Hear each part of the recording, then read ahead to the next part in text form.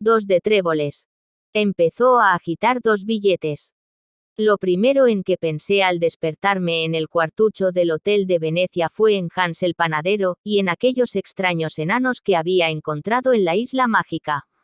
Saqué la lupa y el libro del panecillo de los pantalones que estaban al lado de la cama.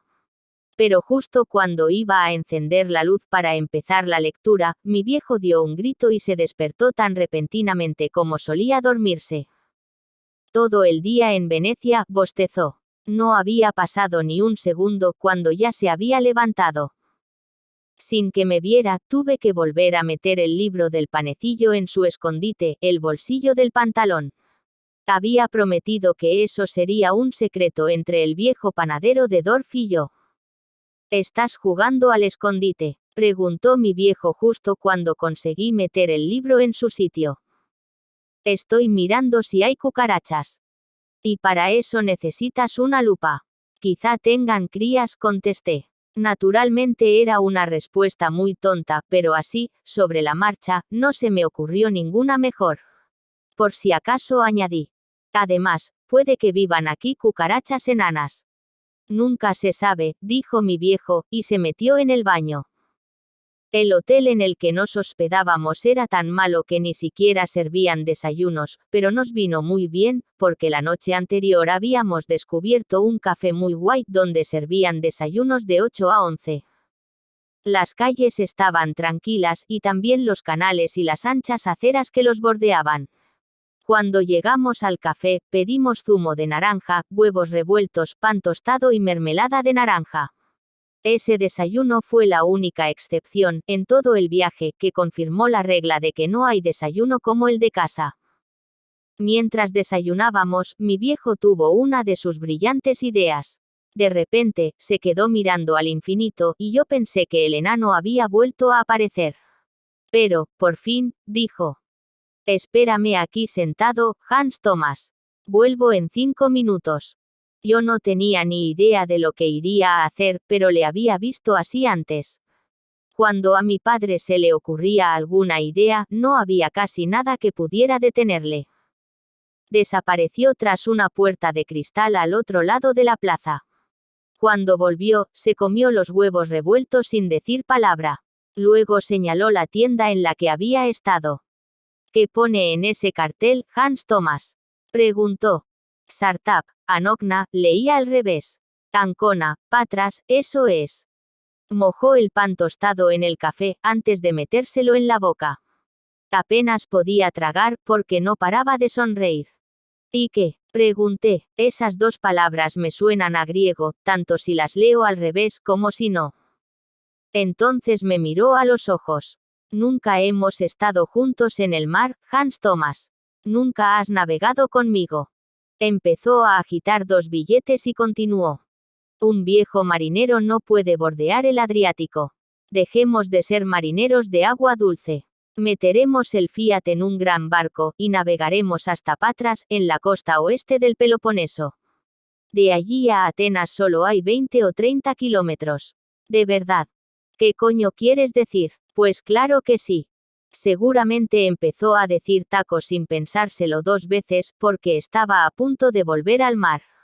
Así que no pasamos un día entero en Venecia, como habíamos planeado, porque el barco para Grecia salía de Ancona aquella misma noche, y hasta allí había casi 300 kilómetros.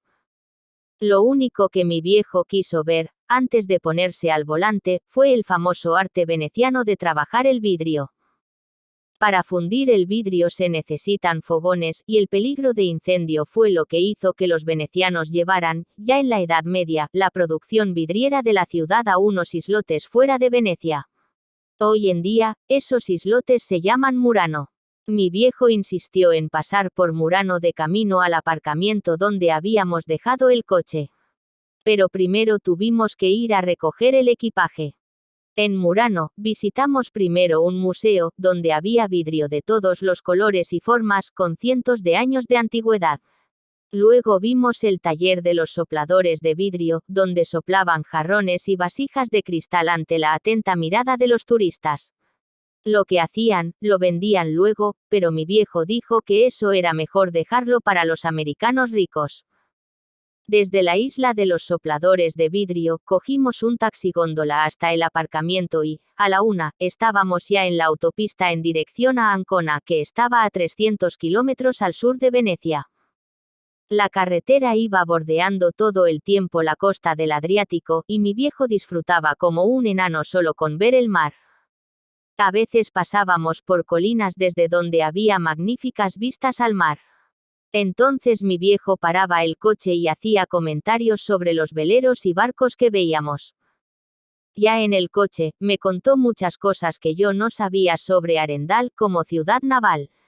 Mencionó una larga lista de años y nombres de grandes veleros, y también me enseñó la diferencia entre goletas, bergantines y barcos de 3 mástiles. Me habló de los primeros veleros de Arendal que navegaron rumbo a América y al Golfo de México. Me dijo además que, el primer barco a vapor que llegó a Noruega, atracó primero en Arendal.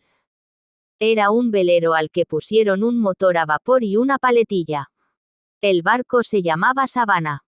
Mi viejo había navegado en un petrolero que había sido construido en Hamburgo, propiedad de la naviera Cunol de Bergen.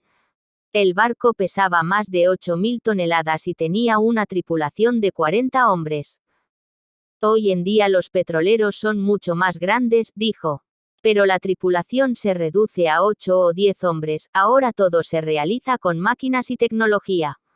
La vida del marinero ya no es como antes, Hans Thomas. Me refiero a la vida que hacíamos en el mar. En el siglo que viene, habrá unos idiotas sentados en tierra, dirigiéndolo todo a distancia.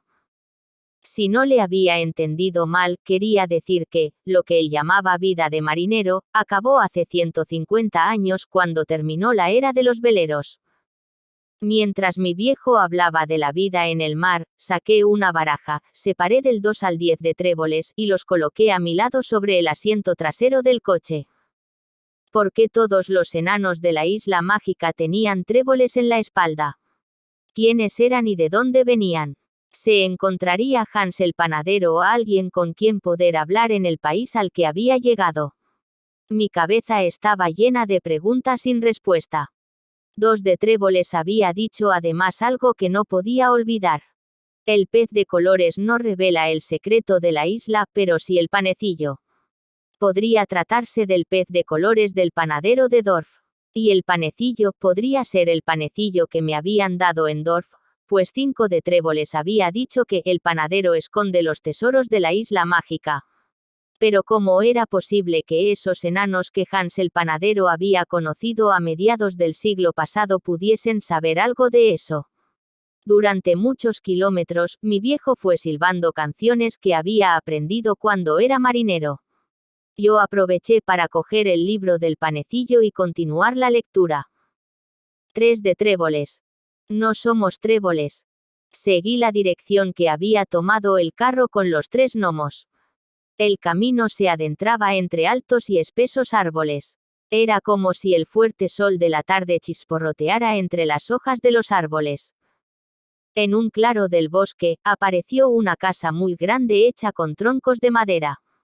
Tenía 2 chimeneas por las que salía un humo negro. A lo lejos vi una figura vestida de rosa que se metía a toda prisa dentro de la casa. Pronto me di cuenta de que a la casa de madera le faltaba una pared, y vi algo que me sorprendió tanto que tuve que agarrarme a un tronco para no perder el equilibrio. En una gran superficie, que carecía totalmente de tabiques, había una especie de taller. No tardé mucho en comprender que tenía que tratarse de una fábrica de vidrio. El tejado estaba sostenido por gruesas vigas. Encima de 3 o 4 enormes hornos, había unos grandes recipientes de piedra blanca, en los que hervía un líquido al rojo vivo del que salía un grasiento vapor. Por entre los recipientes corrían unas mujeres vestidas de rosa, todas del mismo tamaño que los gnomos que había visto antes. Metían los extremos de unos tubos de hierro huecos muy largos en los recipientes, cogían un poco de masa y, por el otro extremo del tubo, soplaban hasta formar una esfera hueca de vidrio que luego manipulaban para crear diferentes objetos. En un extremo del solar había un montón de arena y, en el otro, los artículos fabricados estaban apilados en estantes a lo largo de la pared. En medio del suelo había, además, un montón de más de 1 metro de altura de botellas, vasos y vasijas rotas. De nuevo me pregunté que a qué país había llegado. De no ser por sus extraños uniformes, esos gnomos podrían haber vivido igualmente en una sociedad de la Edad de Piedra. Pero resultó que la isla tenía una exquisita producción de vidrio. Las mujeres que trabajaban en la fábrica llevaban vestidos rosas. Su piel era casi blanca y las tres tenían un pelo largo y lacio, de color plata. Enseguida constaté asustado que todos los vestidos llevaban imágenes de diamantes en la espalda. Eran idénticas a las imágenes de diamantes de las barajas. Una de ellas tenía 3 diamantes, otra 7 y la tercera 9. La única diferencia era que estos diamantes eran de color plata. Las 3 mujeres estaban tan ocupadas soplando vidrio que tardaron mucho tiempo en percatarse de mi presencia, aunque estaba de pie justo donde faltaba la pared. Andaban con pasos muy rápidos por el amplio solar, moviendo los brazos con tanta ligereza que parecían casi ingrávidas.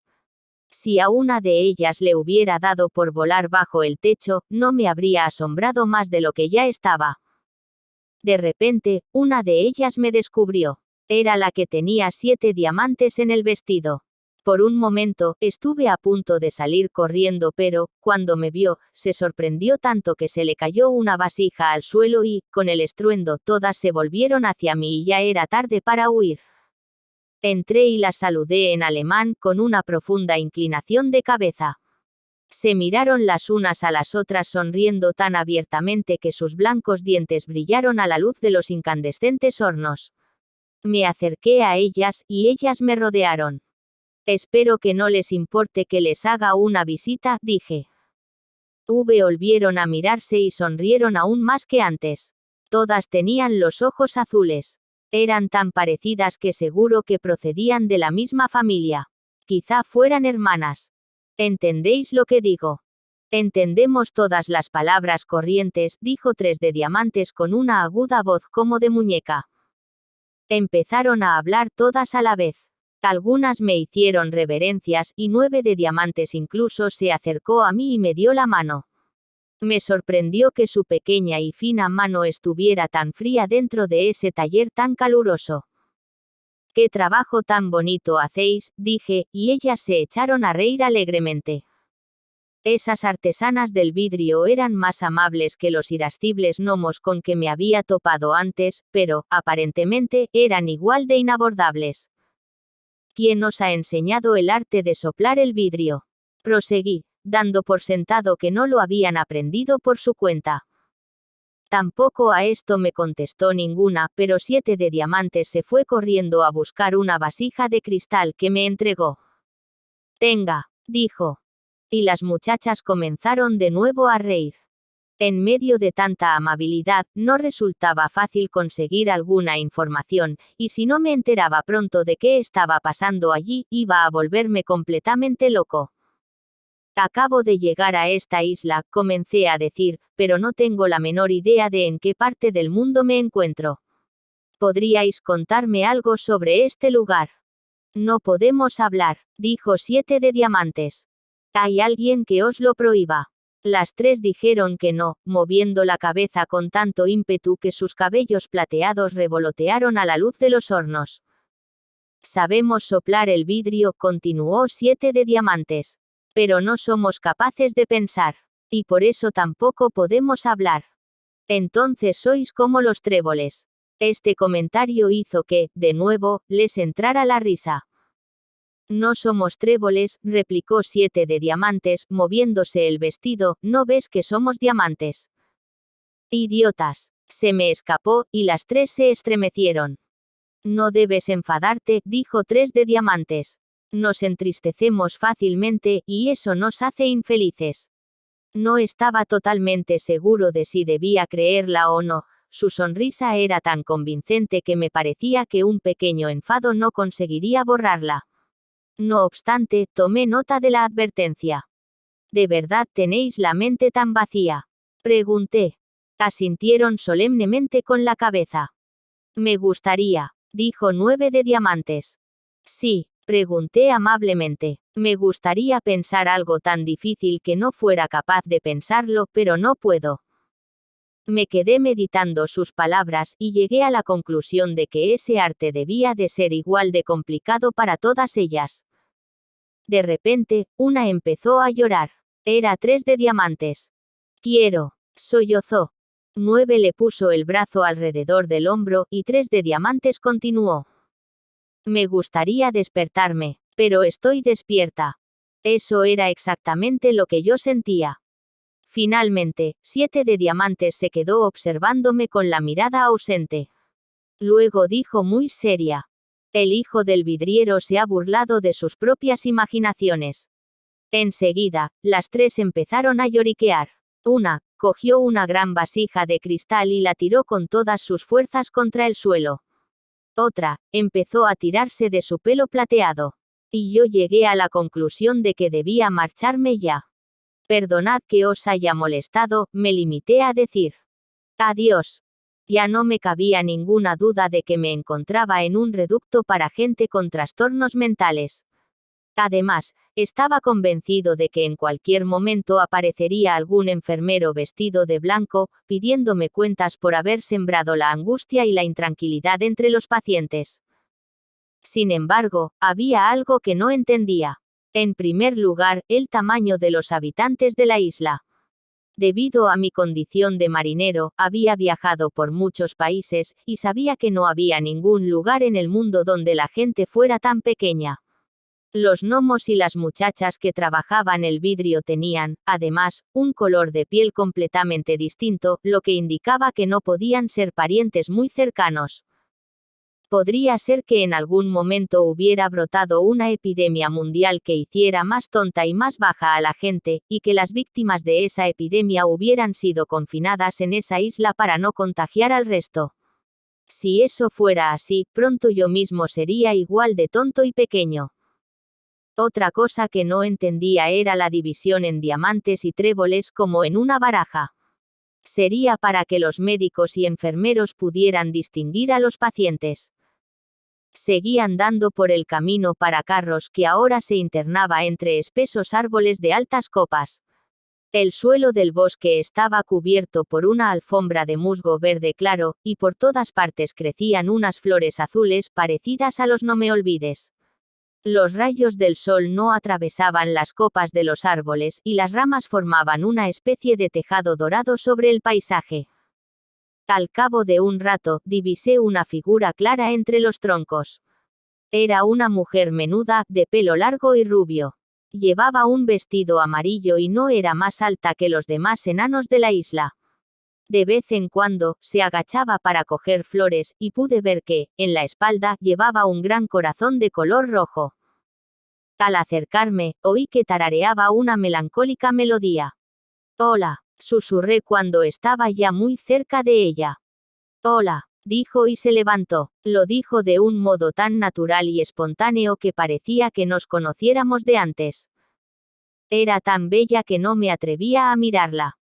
Cantas muy bien, logré decir por fin. Gracias. Deslicé los dedos por mi pelo. Por primera vez desde que llegué a este sitio pensé en mi aspecto. No me había afeitado desde hacía más de una semana. Ella siguió diciendo. Creo que me he perdido.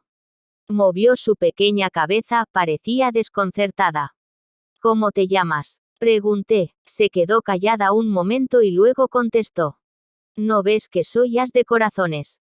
Pues sí, dejé pasar un largo rato antes de proseguir, y eso me parece un poco extraño.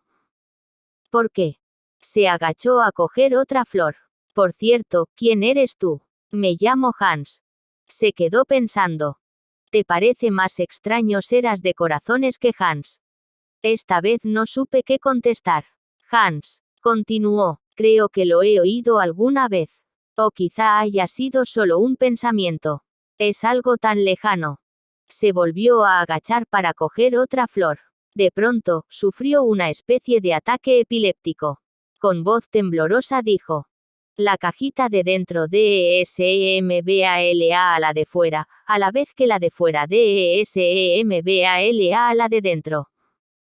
Era como si esa frase tan absurda no hubiera sido pronunciada por ella. Parecía que las palabras salían de su boca sin que fuera consciente de lo que estaba diciendo. Cuando terminó la frase, volvió a su estado inicial, y señalando mi traje de marinero, dijo asustada. Pero si vas totalmente de blanco. ¿Te refieres a que no llevo ningún signo en la espalda? Dijo que sí, luego se echó el pelo hacia atrás.